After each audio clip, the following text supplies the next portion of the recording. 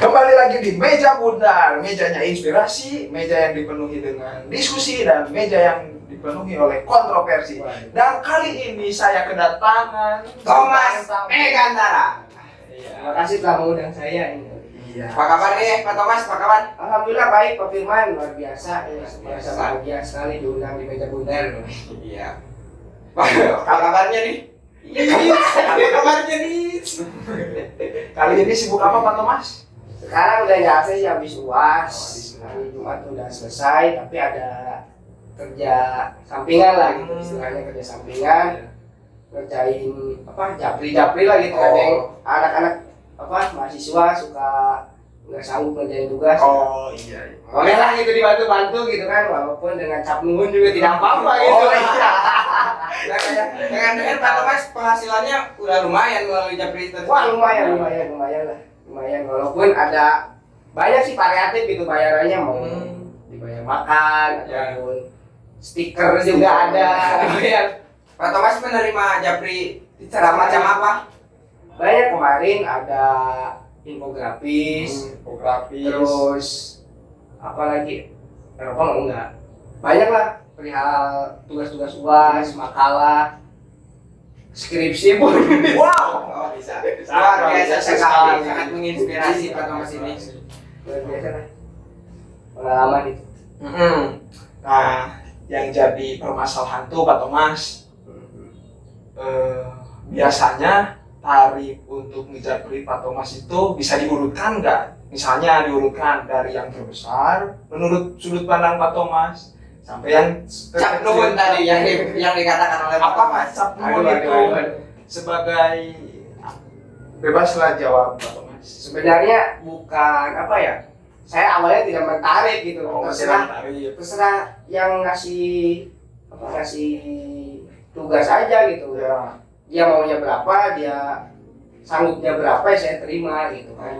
Tapi kan kalau misalkan saya juga ngedesain dan lain sebagainya, nah kalau desain kan seperti kreatif gitu kan, industri kreatif lah gitu, jadi luar biasa. hubungan dengan ide-ide, gagasan dan juga pemikiran dan juga butuh kesabaran juga. Jadi saya rasa untuk itu ada apa ya, jadi ada sisi tersendiri untuk mentarif gitu. Tapi kan saya tidak memberikan tarif ini harus segini, per gambar harus segini atau per project harus segini, enggak gitu kan. Dari kapan itu Pak Thomas mulai japri-japri gitu? Semenjak saya kenal dengan Firman. Oh, Jadi dia ada keterkaitan. ada keterkaitan. Jadi Firman itu kan orangnya bisa dibilang paling tajir lah di angkatan gitu kan. Pelanggan setia. Tidak juga Pak Thomas, tidak juga. Tapi dia ada kelemahannya Pak Isman.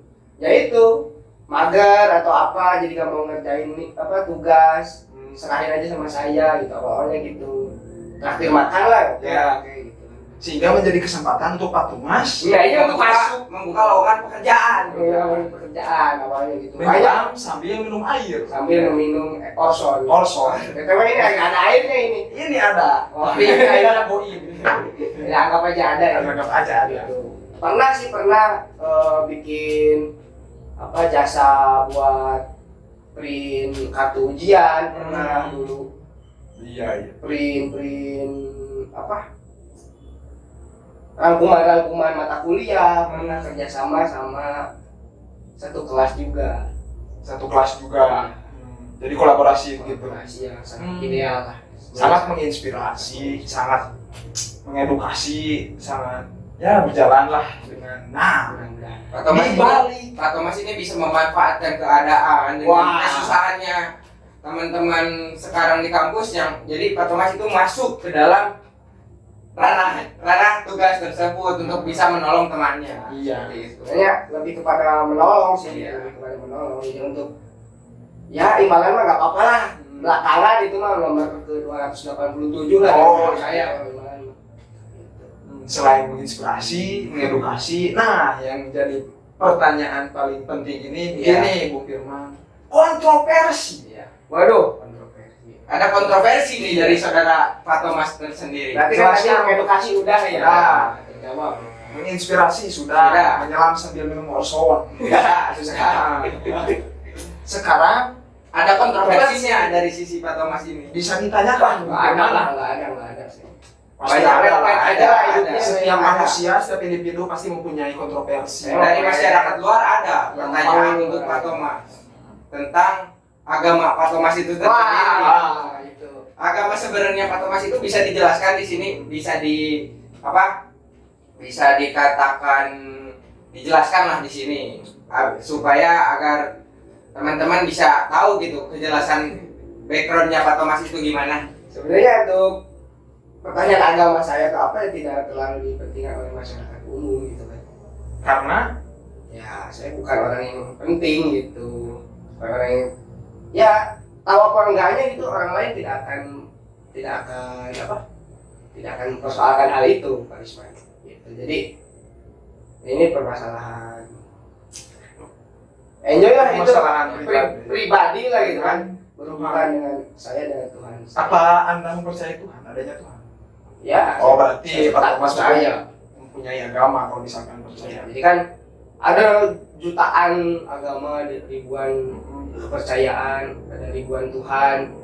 Tapi tenang kok, Tuhan yang paling benar dan Tuhan yang paling betul itu Tuhannya kalian masing-masing. Nah, betul sekali Pak Thomas, luar biasa. Khusus di meja putar ini pertanyaan dari teman-teman di kampus itu sudah menjawab. Dari agama kita pindah ke Pindah ke asmara. asmara. Asmara. Nah, asmara Pak Thomas ini cenderung terlihat sedih gitu di kampus ini. Wah. Bagaimana itu Pak Thomas tanggapannya? Untuk asmara ya, Iya. sebenarnya saya kalau misalkan dihitung-hitung udah banyak gitu menaruh hati kepada Wah. Kayaknya tapi gagal lah Pak Thomas ini gagal. pada sosok-sosok Karena Pak Thomas itu kurang modal. anjing. Entah kurang modal, kurang muka, banyak lah, kurang akhlak, yang penting kurang akhlak gitu. Yang penting berusaha dulu. Berusaha dulu Pak Thomas. Ya udah ikhtiar udah. Kemarin sudah berusaha dulu tapi gak dapat ya. Banyak, sering. Terus Dengan Pak Thomas sudah banyak Pak Risman menaruh hati kepada seseorang, tapi setelah berangsur-angsur waktunya, tapi tetap saja tidak ada yang jadi. Entah kenapa. Nah, kita Kita tanyakan aja faktornya. Jadi langsung aja tanyakan kepada orang. Iya, tadi kan menurut Firman faktor modal, faktor wajah, faktor akhlak itu kan butuh pertimbangan, apalagi sudah masa kuliah ini. oh iya. Sudah menuju jenjang yang lebih serius. Perempuan juga lebih bisa berpikir lebih. lebih bijak gitu dalam memilih seorang pasangannya. Iya, gitu. benar. Bukan hanya sekedar main-main dan bercanda gitu kan. Untuk masa sekarang itu lebih kepada serius, dan saya juga pun sama gitu kan, memilih kriteria perempuan itu ya ada hal-hal tertentu, dan memang yang deketin mah ada gitu kan. Tapi kan butuh pertimbangan juga, standar kan ada. Oh iya. Widih, Standarisasi. standar. Jadi helmnya SNI gitu kan. Oh iya.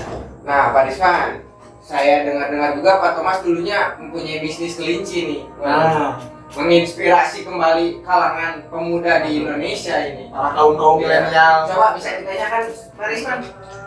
Pak Thomas, Silakan itu. kelinci apa yang membuat Pak Thomas tertarik? Contohnya kan ada Awal mula Pak Thomas merintis bisa ke bisnis kelinci itu bagaimana sih bisa terjun gitu ke bisnis kelinci ini? Sedangkan kan bagi saya belum terpikirkan gitu untuk memulai bisnis, tentu khususnya bisnis kelinci tersebut gitu, karena tidak ada background pertanian, tidak background peternakan, tidak sama sekali. Nah, Pak Thomas itu bisa gitu terjun dari sesuatu beda jurusan gitu, dari jurusan sejarah tiba-tiba bisnisnya bisnis kelinci gitu. Gimana? Jelaskan. Dulu itu SMP kelas 2 saya punya pacar. Kita ingin kelinci.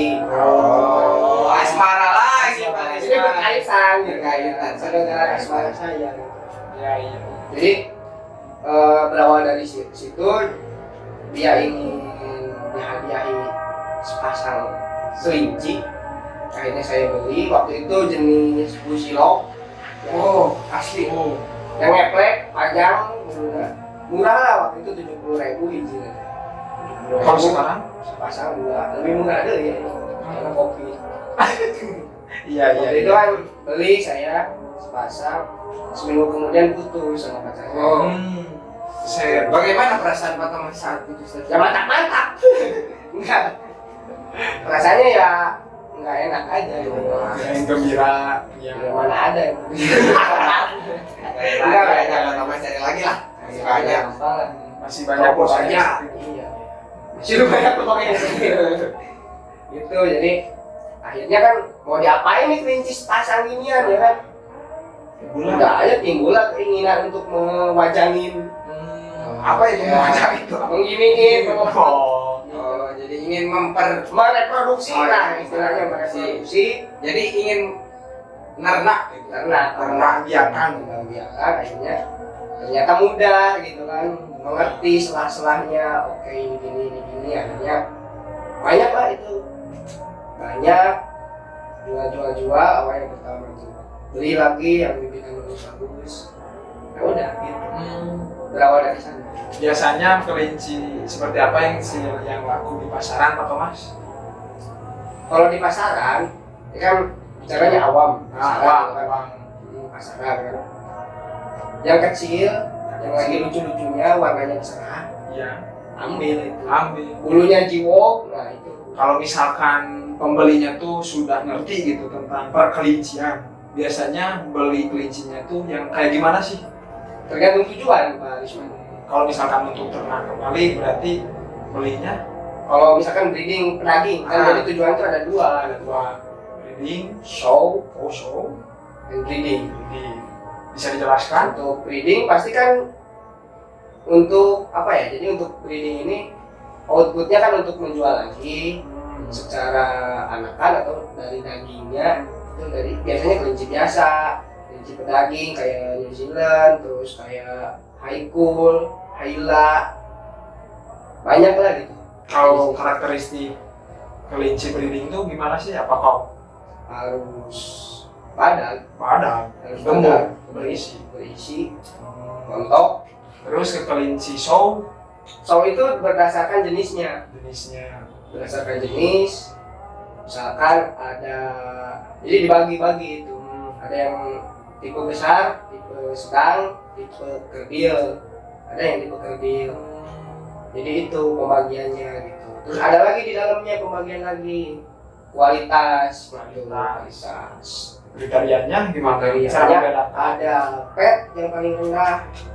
Terus ada lagi apa namanya, broad itu jadi dia ke show tapi untuk membiarkan, jadi untuk melahirkan keturunan yang ya. jadi ningrat lagi gitu. Jadi Ada tidak campur dengan kelinci kampung. biasa gitu kan. Iya, Itu ada broad itu Broad. jadi brood, jadi untuk apa, pokoknya untuk diternakan lagi walaupun kelinci show gitu. Nah, nggak ada show ini untuk kontes atau main kontes. Jadi begitu Pak Risman, Pak Thomas tersebut pernah sukses di bidang kelinci dan sekarang lagi sukses-suksesnya di bidang japri. Ini paling Nih, jadi katanya dulu Pak Thomas juga pernah susah ya, sampai pernah kerja di tempat restoran pinggir jalan. Bisa dijelaskan Pak Thomas waktu Pak Thomas kan sekarang Pak Thomas sedang sukses nih, sedang di atas Pak Thomas sendiri sedang di atas, sukses bisnis kelinci dan tadi disebutkan bisnis japri itu. Ya, enggak sekarang Pak Thomas, apakah dulu Pak Thomas sebelum sekaya ini, sebelum pernah susah gitu. Kami itu penasaran. Pak Thomas pernah susah atau gimana perekonomiannya? Itu setelah UN saya mencoba untuk melamar pekerjaan dan awalnya nggak mau kuliah, melamar pekerjaan. Berarti Pak Thomas ini bentar. Jadi Pak Thomas ini tidak terpikirkan untuk berkuliah seperti ini. Bahkan japri itu nggak terpikirkan. Enggak lah, japri setelah kuliah. Oh iya. Setelah kuliah. Jadi dulu sambil nunggu SNM kan gagal, SBM kita nunggu SBM itu ke Bandung sendiri, berdua sama teman, tapi ketemu di jalan, jadi sendirian dari rumah, dari Bandung, ya udahlah waktu itu perjuangannya. Nah terus sambil nunggu daftar ke Yamaha, itu udah apa, interview di apa Karawang, udah interview tinggal medical. medical, tapi bareng medical sama pengumuman SBM waktu itu. Iya. Dulu tuh 2018 tuh. Akhirnya ya udahlah daripada kerja ya lebih mementingkan masa depan, terus orang tua juga lebih memilih udah pendidikan aja gitu. Pendidikan akhirnya. Terus selama menunggu itu ada jeda kan habis UN tuh. Berapa bulan ya? 4 bulan lah. 3 bulan saya kerja di jalan tol, bukan di jalan tol, di rest area sih, bukan pinggir jalan, rest area. Ada kan di jalan tol rest area. Saya kerja di rumah makan Cirebon, jadi ada mbak gentong kayak gitulah. Pokoknya makanan nyamblang gitu. Saya jadi di rumah sakit sana. Misalnya nyangu memang. Nyawa ya mas. Dengar-dengar Pak Thomas pernah susah sekali pada saat itu, bahkan Pak Thomas pernah makan sisa pelanggan seperti itu. Ya makan. Saya orangnya tuh nggak suka nggak jorok lah gitu. Jorok kayaknya makan aja lah gitu kan.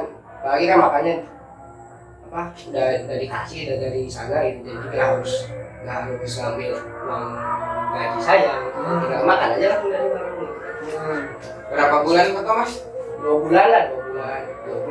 Lebaran tuh selesai, lebaran ada sisa 1 minggu lagi, jadi lebaran tuh di sana. Lebaran tuh di tol.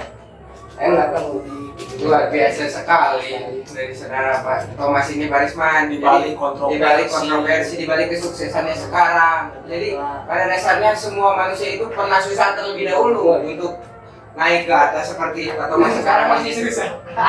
Di balik kesuksesan seseorang itu pasti ada hal yang menyakitkan Menyakitkan. di masa lalu.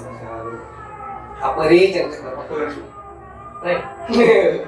Pertemuan kali ini dicukupkan Pak. Bukan karena waktunya sudah bisa ini menunjukkan Ya, Pak Thomas juga banyak kesibukan, ya akan menyelesaikan japri-japrinya katanya tadi.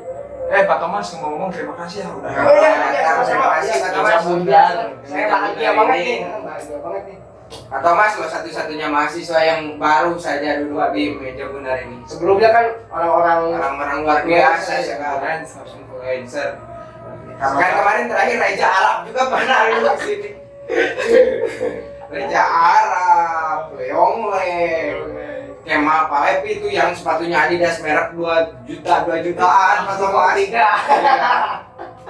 Sekarang Pak Thomas yang luar biasa kehormatan itu. yang mempunyai bisnis kelinci, japri, dan pernah susah juga tentunya. Bisa memberikan inspirasi. quotes mungkin untuk Closing statement lah untuk penonton kita buat gimana sih caranya sukses ala Pak Thomas gitu, sukses ala Pak Thomas. Intinya lakukan sesuai dengan yang kamu sukai gitu. Dan jangan pernah merasa puas dengan kemampuan yang Anda miliki sekarang. Banyak belajar dari hal-hal yang lain. Jadi bukan hanya sekedar kita belajar sejarah aja. Pelajarilah gitu, editing, pelajari peternakan, pelajari semuanya, pokoknya pelajarilah. Itu juga akan bermanfaat di masa depan. Jadi luar biasa. Thomas Kantara. Oke, bisa ditutup. Saya oleh Barisman aja. Terima kasih untuk bintang tamu yang sangat menginspirasi, mengedukasi, dan sedikit kontroversi. Baiklah, Bung Firman dan penonton sekalian, para subscriber, kita tutup acara ini di meja bundar. Wabillahi taufiq wal hidayah. Wassalamualaikum warahmatullahi wabarakatuh. Waalaikumsalam. Jangan lupa like, comment, and subscribe channel Meja Bundar ini.